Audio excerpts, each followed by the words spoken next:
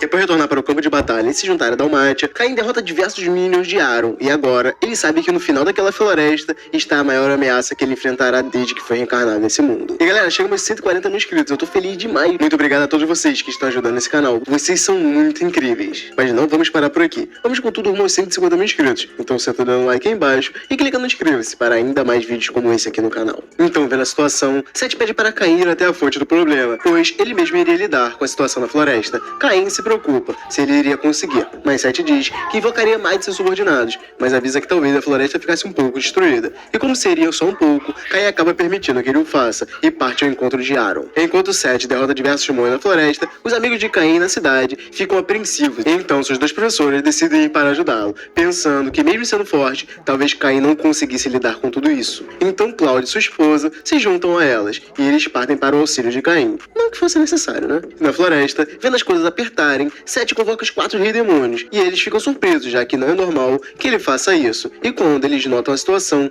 eles se assustam, e Sete diz que o chamou, pois um amigo pediu ajuda. Eles ficam curiosos sobre o quão insano deve ser alguém que ousa pedir um favor ao Lorde Demônio. E nisso, Dalmátia aparece, e eles surtam mais uma vez, quando descobrem que a pessoa que pediu ajuda do Lorde pediu dele também. Dalmátia ainda fala para ele sobre como ele pediu e por que ele aceitou. Quem pediu seu apoio também fez um contrato com Sete, e isso acaba com a sanidade dos 4 reis. Eles perguntam quem seria ele, e Dalmátia abre o jogo revelando que essa pessoa é um grande semideus, o escolhido dos deuses. E Sete confirma a história, falando que como ele pediu, eles deveriam proteger aquele lugar. Então, eles partem destruindo os monstros que tentam passar por eles. E Caim continua o seu caminho de destruição, mas não afim para aqueles monstros. Ele segue aplicando uma de suas magias mais fortes neles, a magia Inferno. Mas os monstros parecem se multiplicar no vento. E nisso, enquanto ele os extermina, um furacão de fogo roxo sai de uma das cavernas. Caim desvia do primeiro raio, mas o segundo vem certeiro, fazendo ele ter que usar magia para pará-lo. O choque dos 2 raios acaba com a montanha, e no meio das pedras aparece um dragão, o qual pode se comunicar com Caim. E ele parece conhecê-lo, e fala que finalmente encontrou quem está cuidando de seus queridos irmãos, chamando Caim de cachorro dos deuses. E Caim também o reconhece, acusando ele de começar essa rebelião, e o chama de antigo deus da diversão.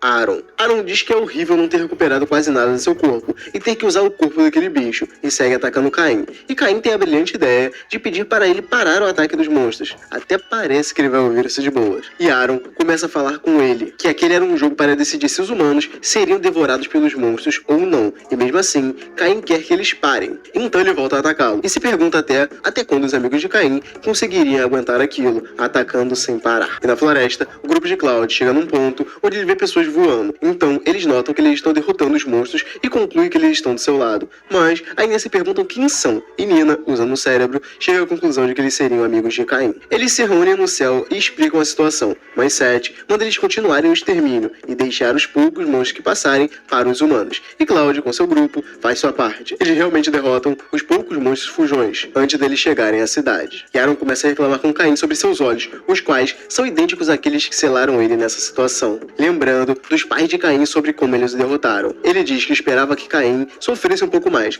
mas decide desaparecer com ele logo. Então, ele ataca Caim novamente com esse raio roxo bunda, que não acertou nenhuma vez até agora, porém, acaba derrotando os próprios monstros que ele invocou. Ele ataca Caim novamente, dessa vez com um raio em espiral, que acaba perseguindo Caim e faz ele sofrer para repeli-lo. Enquanto ele foge de outros ataques, ele invoca Haku e Gin, os quais atrapalham o dragão. Mas, em um súbito ataque com a cauda, Aaron acaba desmaiando Haku e, para finalizá-lo, lança uma bola de fogo a queima-roupa.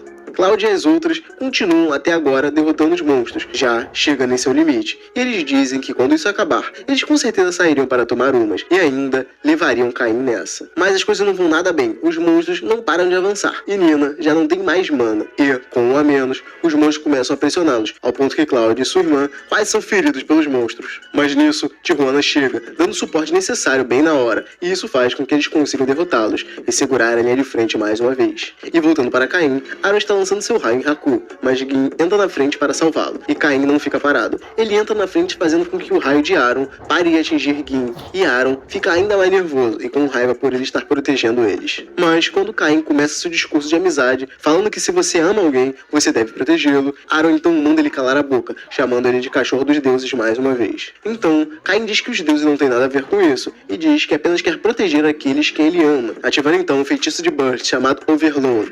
E Aaron, vendo isso, sente sente medo, por esse feitiço ser uma das causas que acabaram fazendo ele ser aprisionado. Caim, então, enquanto deseja proteger todos, invoca a magia Santuário Divino e lança um raio de luz branca em cima de Aaron. E nisso, ele tenta competir em forças com Caim, lançando também o seu raio. E no choque dos dois ataques, surge uma torre de luz, que todos veem a quilômetros dali. Eles ficam chocados com o poder daquele ataque, e Caim ainda continua com vontade de proteger a galera a mil, se esforçando ainda mais no ataque. E nisso, Haku e Gin mordem sua canela, para chamar sua atenção, e quando ele para o ataque, 7 dalmátias aparecem. Eles perguntam se era mesmo necessário tudo aquilo, e quando Caim diz que estava lutando contra um dragão negro, eles duvidam, e acabam falando que os monstros que estavam indo para a capital foram derrotados, dando fim à rebelião. E quando ele se encontra com todos que estavam na linha de frente parando os monstros, eles ficam felizes por passar por mais essa ameaça. Em outro dia, o rei está dando uma bronca em Caim, por conta do ocorrido, e daquele ataque que formou um pilar de luz. Caim explica que estava lutando contra o dragão negro, e ele fala que magias normais não foram o bastante. Então, ele resolveu usar magia de nível imperial. E o rei começa a dar bronca em Caim, dizendo que ele pediu para se conter milhares de vezes, e não usar essas magias loucas. Cara, esse rei é insuportável.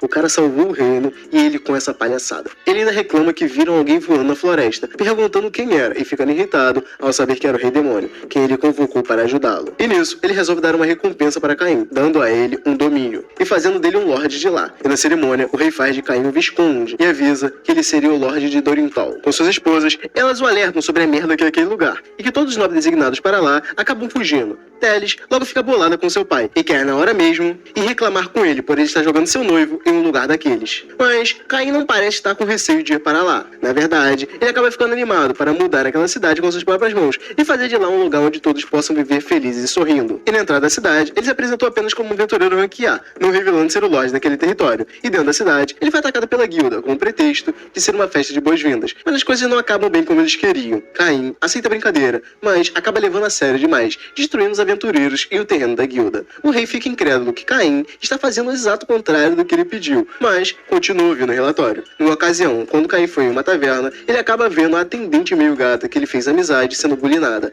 e ele não aguenta, expulsando o aventureiro que fazia aquilo com ela da taverna à base de chute. Ele arrumou problemas até ser preso pelos guardas. E enquanto conversava com suas noivas, Sete aparece pedindo socorro a Caim. Ele diz que traiu sua esposa e agora está com medo. Sua esposa então aparece em seguida. Ela o chutou do castelo, mas o seguiu. Ela supõe que Caim já soubesse da situação por conta de Sete e pergunta a ele, como um homem, o que Caim achava sobre o que Sete fez. Ele acaba ficando contra Sete por ele ter traído ela, mesmo ela sendo tão linda. Suas esposas também ficam contra ele, falando sobre as promessas que ele fez antes do casamento e tudo que prometeu, para acabar traindo ela agora. Mas Sete tenta rebater, dizendo que ela era muito diferente antes do casamento do que é agora, avisando a Caim que mulheres mudam após casar.